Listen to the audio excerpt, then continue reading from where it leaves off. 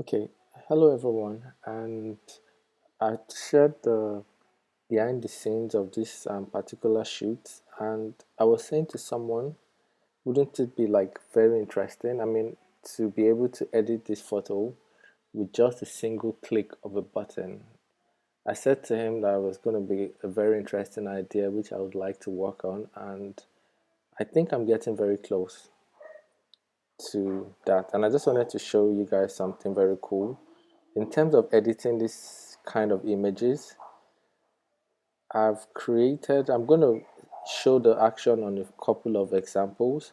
And what it does is it takes the raw file and basically edits it all with a single click of a button, and we get the end result like, my usual um, my usual grading and color and editing. So for example, I'm going to select this one. I'm going to run the action on a couple of different files just so we see how it works. But I'm going to select this one where we got this black, background in the shot. It shouldn't be there. I'm going to select this one and I'm going to take it. It's a raw file. I'm going to take it from Capture One and I'm going to open it in Photoshop. And I'm going to open it in Photoshop and basically run the action and see how it turns out. Okay, something like this. Okay, so this is it. And basically the action is called Highkey. I call it Highkey because it's usually gonna be good for, it gives you that high key look. And high key basically means, this white background magazine kind of look. So I call it Highkey. And all I have to do now is go, this is the raw file. Usually, I think before you run it, you probably do your cleanups, anything you need to do the cleanups, maybe brighten the eyes, remove the blemishes, those tiny kind of edits. You do that on a hue layer before you run the action. But for this purpose, I'm just going to go straight into running the action. So like I said, with just a single click of a button, I click on high key over here, you see, high key, and the process starts. I'm looking to see the end result. Okay, so what it first does is it masks out the subject. This gives you the option because Photoshop has this AI of selecting the subject out. In this part, if it does a good job, great. If it doesn't, then you manually mask out the subject properly. But in this case, it's done a great job because there's a good separation between the subject and the background. So I don't need to do anything in this on this particular image. It's done a great selection. So all I do is I click on OK and the process continues running. And the process continues running and it keeps running. Bang. Okay. It's done what it's done, taking out the background and all that. Then this is the camera raw. Basically, in this place, you just kind of tweak the grading that I've done. You just kind of tweak it to how you like it. If you want more clarity, put more clarity.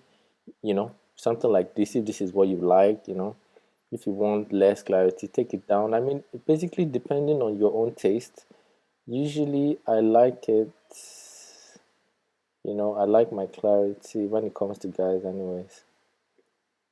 In this, but it's going to differ from image to image. So these settings can't be, a fixed set of numbers. You could mess with the contrast, just basically tweak it with the sliders. You could increase the shadows if you want. You could take down the shadows depending on what you want to do. This gives you the opportunity to do that. You could, take down your blacks, bring up your blacks. Just basically tweak it however you like.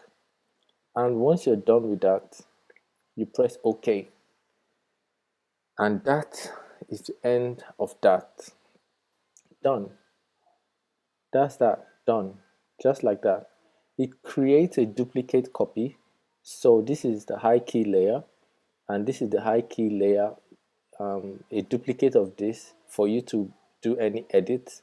For example, if you want to do any work, you want to fix something, it's probably always good to do those kind of things on a copy. In case anything goes wrong, you delete it and duplicate this again. So it automatically generates an extra copy, but they are exactly the same. This and this are the same.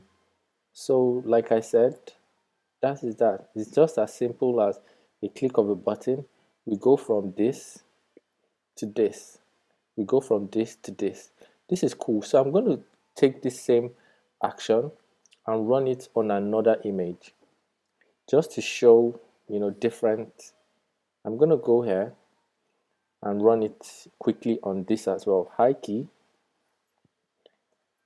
go to the stuff, the action, click on Highkey, run it, let it do its thing. It tries to select the subject. If it does a great job, great. For example, here is also great because there's a good separation from the background and the subject. So it's done a great job here. So I just press OK and I let it select, do its thing. Once again, we're back in the camera raw edit. You know, here you can tweak, customize, do what you want, kind of tweak it how you like it. I increase my clarity, make a few, do whatever you want it. And just like that, I pressed OK and bang. With just a single click, we've gone from this to this, from this to this. I'm going to go look for, I'm going to check for another image. We probably want to run it on, it doesn't have to be, let me see, like for example, let me run it on this one, on something like this, or maybe something, I'm trying to find something more complicated that, would be a great example. This is also good. What I'm going to do is just for fun, I'm going to open this as well in Photoshop and run it quickly on this. Previously, I'd edited this one, I did it manually, and I got this result. But let's see what we can get with the action on that same image. Okay, so it's going to open. This is it. So once again, with a single click of a button, I go Highkey, click on Highkey, and as always, it's going to do its thing. And make it selection. All you need to do is press OK if the selection is good. If it's not, you manually mask it with the brush. Let it do its thing. Okay, brings us back again to here. Once again, you tweak it however you like it. I probably go to my clarity because I like to bump it up a bit. Maybe no, I take it to maybe just push it, make it edgy, something like this. I mean, I just wanted to show that, editing could be simple. It doesn't have to be complicated, especially this type of images. I showed you how I shot this shot, very simple setup. How I edit, very simple as well. Photography doesn't have to be complicated, With very simple techniques, you could always get some good results. So with this, once again, we've gone from this to this in 2 seconds. Obviously, like I said, you probably want to do the skin cleanup before you run the action.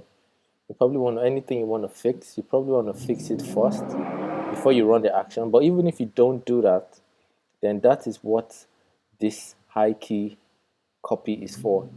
Like for example, brighten the eyes, on this layer, brighten the eyes, remove, maybe remove this mark here, it's kind of distracting. I'll remove it, and so something like this, quite simple, and quite interesting. I'm still looking to explore more ideas, but yeah, I just wanted to show how simple this could be. So yeah, I'll probably have it saved and have it for downloads, just like the free action pack. I'm also going to have this, out for free as well. So you guys could also download it and see for yourself how it works. So yeah, I think that's that. Quite straight to the point, high key. Let's see if I can try this exact setup on another photo shoot. Let me go here and try this one. Let me go here and go to this one. Let's try it on something different. Okay, something like this. Maybe something like this. Something like, maybe, let me try it on this one. This looks too simple, right? I want something a bit complicated, right? Something a little complicated and kind of messy. Something like this would be a good example. I've done this edit before. I did it manually. So what I'm going to do is I'm going to run it on the same exact stuff and we'll see what results this is going to give us. I'm going to open it in Photoshop. So Capture One, open it in Photoshop, and we'll see. I'm going to run the same, action on this. I'm sure what it's going to do is the problem I'm going to have is with these shadows on the ground, but there's a way around that. So what I'm going to do is, like I said, before you run the action, do your cleanups and all that, blah, blah, blah. But after all that, what I just want to do is run this action on this stuff and let's see. I'm sure the shadows here would kind of vanish, but there's a way around that. See? So it selected the subject, but it has not selected the shadows on the ground. So if we go in this direction, you probably want to also finesse this selection if it's not perfectly selected, but for now I think this is good. So once again, all I do is I press OK and I let it do its thing, right? I let it do its thing, let it do its thing. Okay, and it gives us this. This is not so bad. And once again, I can tweak, do what I want, go to clarity if I want, but I think this clarity is just fine. Maybe go to my shadows, do what I want to do, increase it or decrease it, but I think this is just fine. Maybe this is just fine, and I press OK.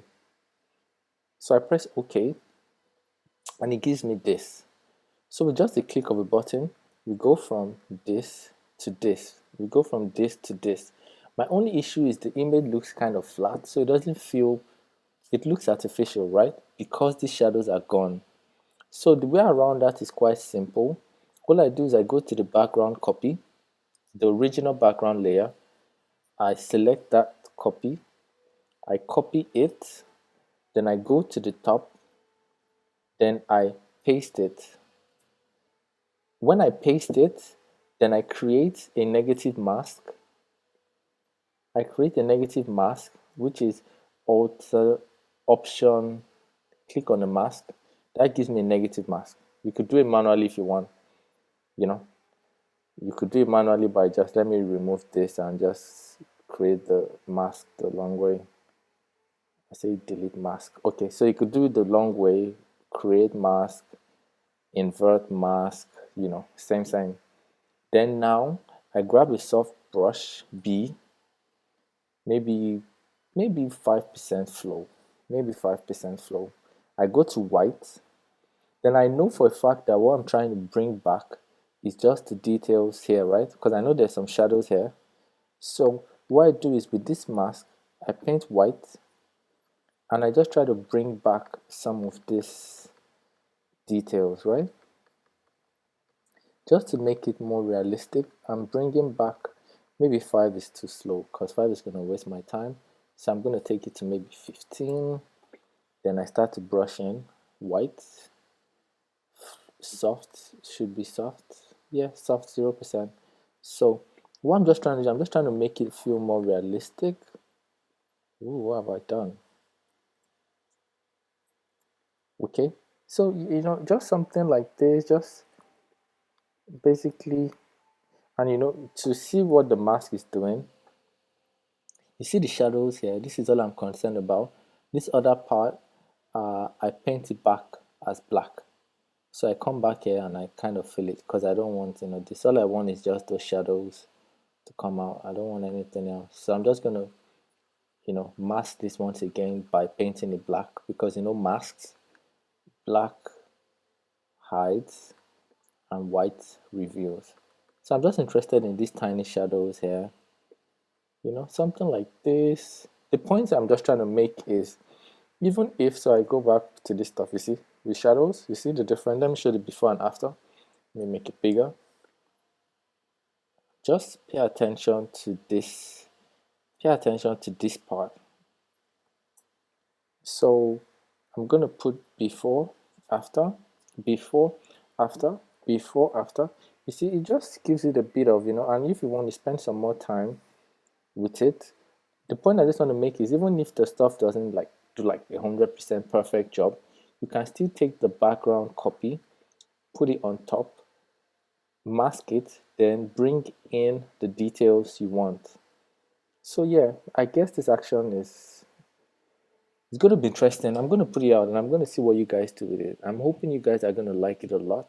It just makes this Highkey look very simple. This Highkey look is one of my favorite looks. Very simple to shoot, very simple to edit, but it has that magazine feel, which I love very much as an editorial photographer. So yes, this is Dina Odeji, and talk to you guys soon.